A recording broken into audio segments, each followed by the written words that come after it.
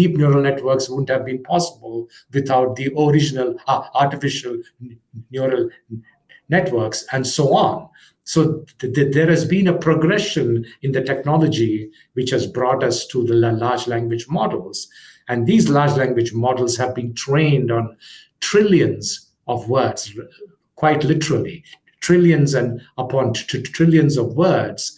And so they have encoded within these networks a large amount of knowledge.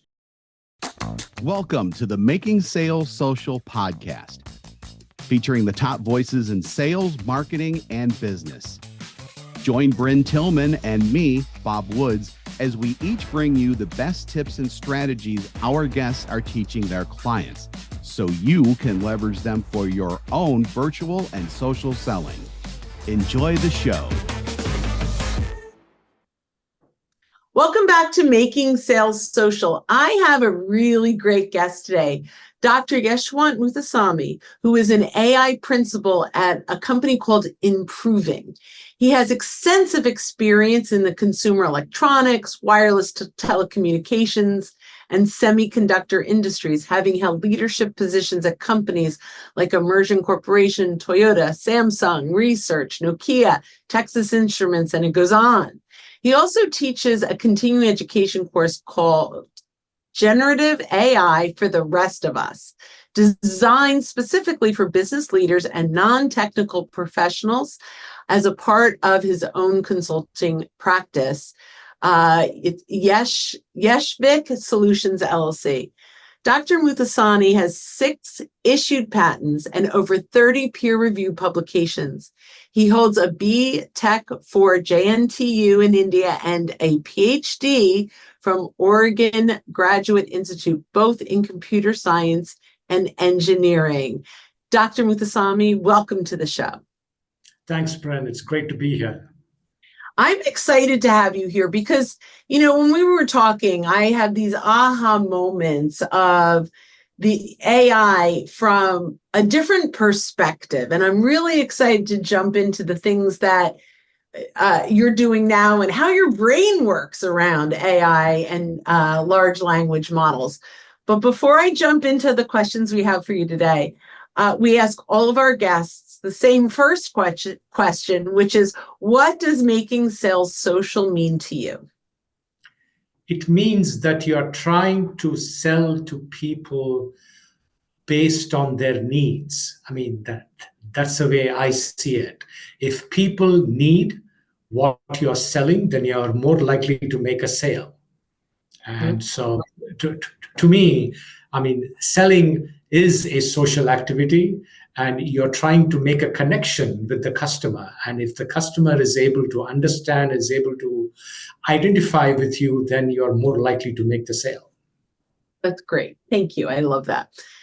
So I'm going to jump into the hot topic, and we'll start with ChatGPT, but large language models that are accessible to the world have only been around since November 2022, right? Now there are hundreds, if not thousands, a few core, but just an enormous amount every day of AI coming out.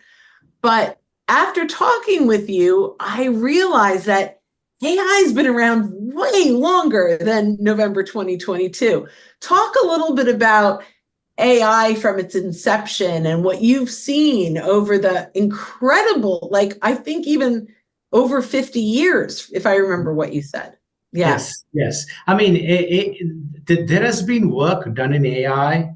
I mean, the first paper on AI really was by the British mathematician Alan Turing, and it came out in 1950, where he posed the question, can computers think? Or I think the actual name of the paper was, can machines think?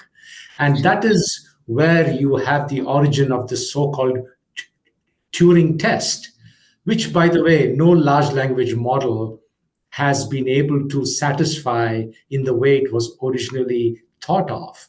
And the idea of the Turing test is, can a machine interact with you in such a way over an extended period of time where you are unable to tell between the machine and a real human being?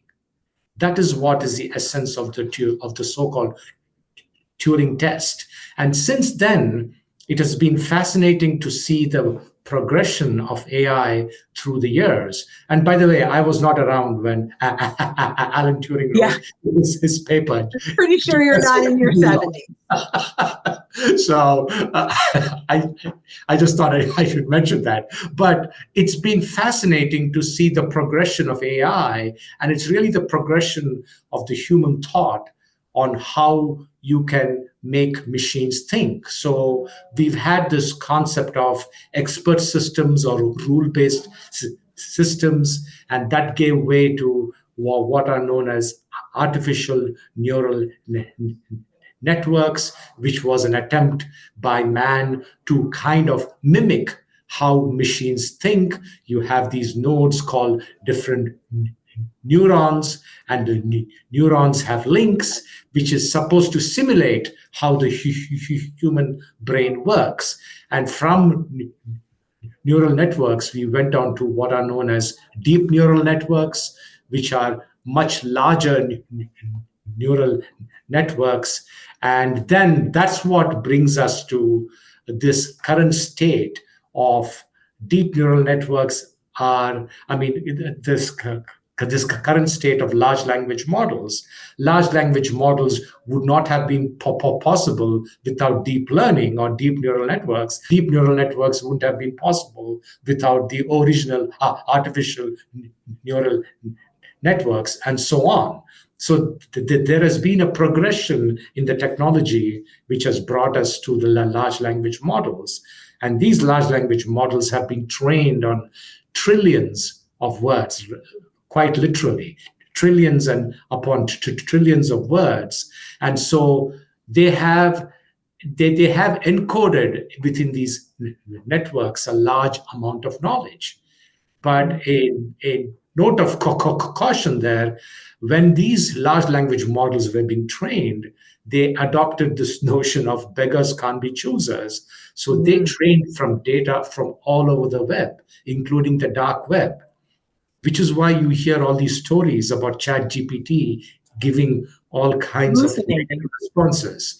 So it is very easy to take ChatGPT down the deep, dark rabbit holes by asking it all kinds of weird questions. And the reason it's able to do that is not because it understands you or not because it's bad. You're just directing it towards the portion of the training data that came from the dark web. I mean, that's all it is. A large language model by itself is quite dumb. All it's doing is giving you the most probable next word in the sequence based on the training data. It doesn't like you. It's not like it likes you. It's not like it hates you. It doesn't know you from Adam or Eve. It is just picking the most probable next word in the sequence. Interesting. So as we're speaking, there is a new Chat O1 preview out, which is supposed to be a more complex thinking model. Are you familiar with what's going on behind that? Can you talk a little bit about that? Sure. I mean, it has been all of a week old. I mean, the O1, the code name for O1 is actually strawberry. I mean, I don't know what goes on in how they name these things. I mean, they make so much of money. Most of it goes for the cloud servers. They need to hire a naming guy to actually name these models. Someone from Crayola who did a great job naming crayons, or Benjamin Moore who did a great job naming paints. Right. So, but what O1 does is it actually takes it a step beyond what ChatGPT 4.0 and others are doing, where it takes time to think about the question. So there is this a notion of reasoning that has been added to it. It is still a large language model, but it uses intermediate steps where it tries to reason about the question you have asked it, and which is the reason why its response can go from a few seconds to actually a few or several minutes, because it's actually processing what you're saying and trying to trying to retrieve from its bank of training data all possible ways in which it could answer your question. It is, it is very new, and I've also seen quite a bit of hype that has been associated with it. But at the same time, it is interesting. Just this morning, I saw a series of the benchmark tests where it outperforms GPT-4o and the other large language models, but there are a bunch of other tests where it does worse than the existing large language models. So it is not a cure-all. It is not the new silver bullet, but it does do certain tasks which are more complex, which require some amount of thinking. It does really well. So thank you for that. I appreciate it. And I'm looking forward to seeing it expand. And I'm hoping, as of today, when we're recording this, you can't upload a Word doc or a PDF or anything to the O1. So I'm hoping Strawberry does allow us, because a lot of what we teach is uploading transcripts from videos or PDFs of LinkedIn profiles to analyze and things like that. So I'm hoping the ability, by the time this is published, is there. Sure. Yep. So thank you so much for that.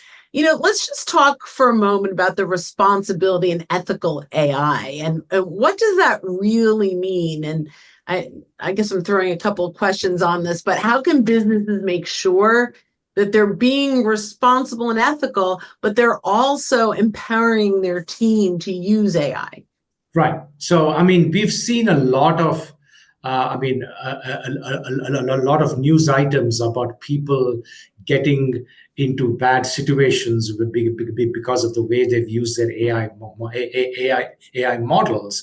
And the whole notion of responsible and ethical AI goes to how we as human beings have an inherent responsibility because of these AI models being trained on such a large quantity of data.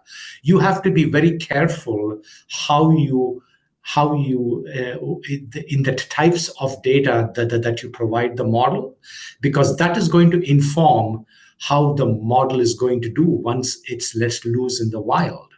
And this notion of responsibility is more of an organizational norm, in the sense that if you're a big business or even a small business, you owe it to your stakeholders to make sure that the AI models that you deploy are transparent, and there is some level of accountability, and they are also fair. And so, because if you incorporate biased training data, well, guess what? Your AI model is going to display the very same kind of negative biases, which can hurt your business in the long run. And training an AI model and deploying an AI model in the field, they are all intrinsically expensive tasks. And it's once you have an AI model out in the wild, if you haven't taken the time to make sure that it's doing the right thing, it can be very expensive for you to roll things back. And in terms of the bad PR that your business has gained in the process, that's going to be even worse. It's going to be a lot more expensive to unroll that bad PR. Yeah, just the lawyers alone. Yeah, right. So I'm curious, when a company is rolling out an AI product, do you recommend that there are very strict parameters and prohibitions inside of the product they're rolling out? And how do you talk to your clients about making sure that they are protected? Right. It all comes down to having an AI governance framework. And you do not have to be a multi-billion-dollar firm to have an AI governance framework, although you hear about AI governance teams and frameworks in large companies like IBM and Google and Facebook. I mean, in my mind, an AI governance framework is more of a mindset. I mean, you could be a two-person startup, and in that case, both you and your co-founder are the AI governance framework for that company.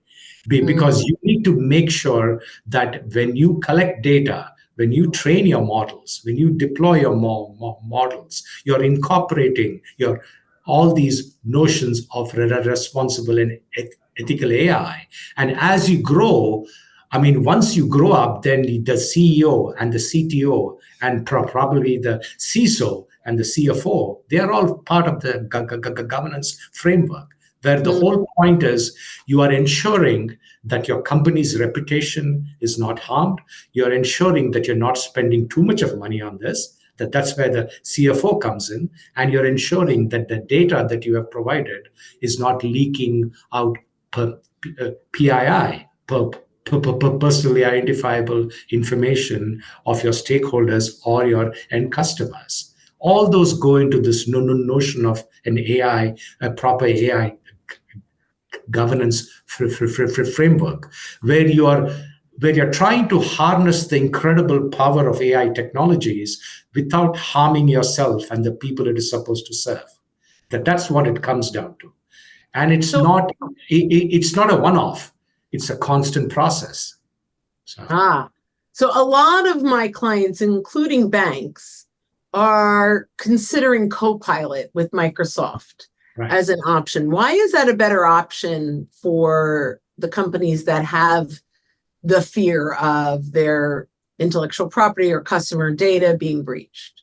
Well, I mean, Microsoft is offering certain safeguards, or they are offering certain assurances that they are not going to misuse your data and things like that. For a lot of companies, those assurances might be more than enough. But I want to add a word of caution here. If the data that you're dealing with is extremely sensitive, then even those assurances that Microsoft provides may not be enough. Because once the data leaves the four walls of your business, it is out of your hands. I mean, you are basically at the mercy of companies like Microsoft and OpenAI and whatever they put in their SLAs, that they are going to do the right thing. But if your business is of such a kind where you cannot afford to kind of abdicate the responsibility of your data security to another firm, then you shouldn't be using Copilot and all those other things. But for a majority of businesses, the assurances that they provide might be okay. Good to know. I'm going to take it from the other side of it, not necessarily that my information, my IP is getting out there, but I might be using somebody else's IP and not recognizing it. And I know we've heard a lot of these content creators who are really filing lawsuits now against OpenAI and other AI companies. So number one, this is a two-part question, really. The first part is, how do I verify that the content is not stolen from a creator? Number one. And number two, I guess it's kind of piggybacking on that last question. How do I secure my IP? Right. So, I mean, that is a tricky question. And I would be very hesitant to believe anybody who claims they have all the answers on that. Because IP issue is a very thorny issue. And as you probably heard, OpenAI has, I mean, the New York Times has filed suit against OpenAI because OpenAI was scraping the news items. Dated content too. Right. And they are actually asking $150,000 per article that OpenAI has actually used in training their more models. I mean, I don't think that suit is ever going to go to trial. I expect them to reach some kind of a settlement out of court. But what it does is it highlights an important point. You have to be cognizant of the IP in the data that you use for training your models. And the unfortunate fact is that the existing US copyright law was done in the late 1880s. It did not predict the world of large language models and generative AI. So something has to give. You either have to restrict what is happening now to conform to a law which was done in the 1880s, or something which is probably more feasible is to update existing US law to handle the case of Gen AI. And that's what I think. A little of both. Right. And so that's what I think is going to eventually happen. But for a small, medium business, be very cognizant of the output that you get from generative AI. If it's a text output, always, I mean, to be clear, ChatGPT 4.0 is very good at any kind of creative text writing. Mm-hmm. If you have any kind of marketing collateral or business letters, ChatGPT 4.0 is your man. I mean, or is your man or woman, as the case may be. You just want to use it, and as long as it is in your voice, as long as you're not trying to be someone else that you're not, it's fine. But if you're trying to do something with any kind of image or video, use multiple text to image models, and don't be afraid to iterate with the text to image model to make the output your own, so that the chances of you being accused of infringing on somebody else's IP is kind of much less.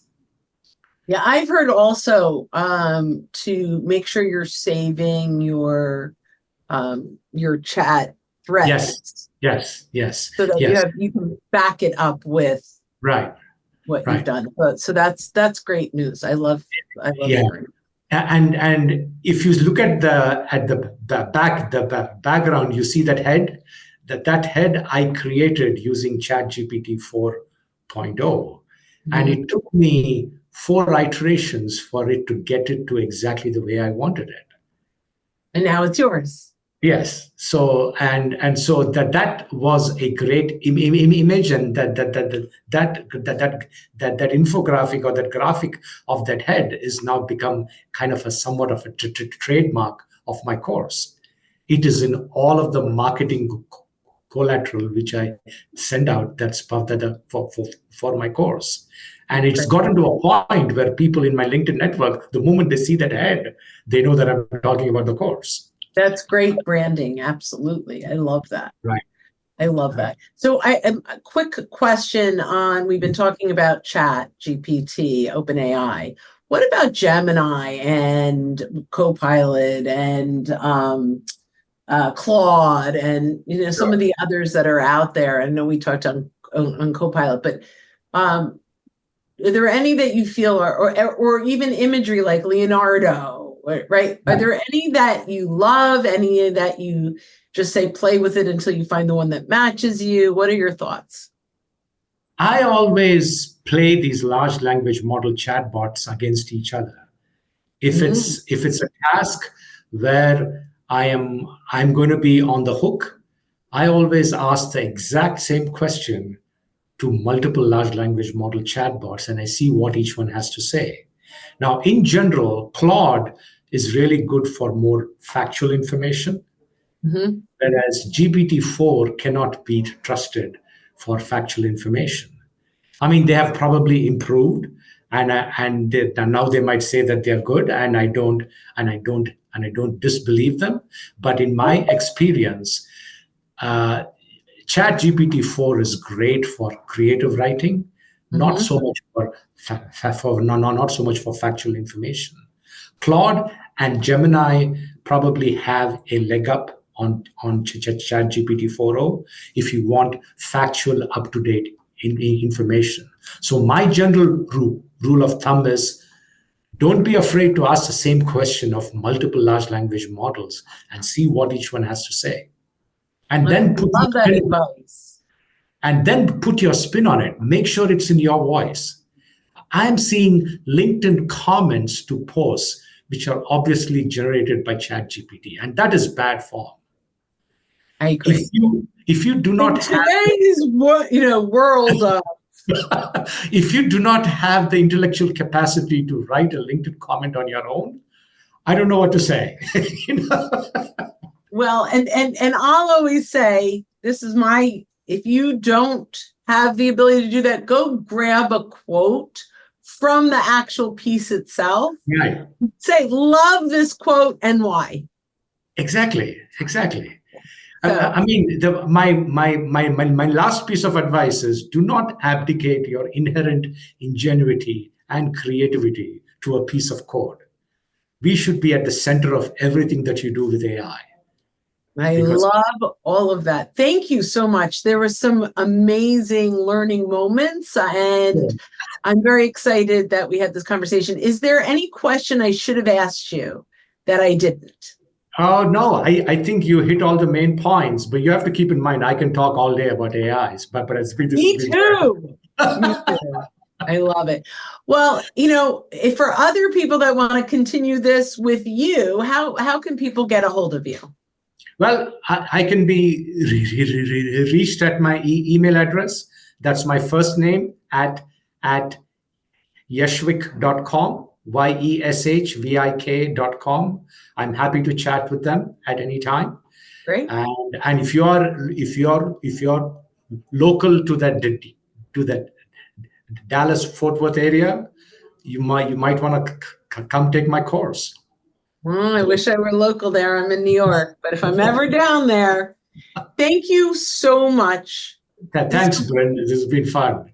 It's been great. And I know that the listeners learned a ton. So I truly appreciate it. Sure. And to our listeners, when you're out and about, don't forget to make your sales social. Don't miss an episode. Visit socialsaleslink.com/podcast. Leave a review down below. Tell us what you think, what you learned, and what you want to hear from us next. Register for free resources at linkedinlibrary.com. You can also listen to us on Apple Podcasts, Spotify, and Google Play. Visit our website, socialsaleslink.com, for more information.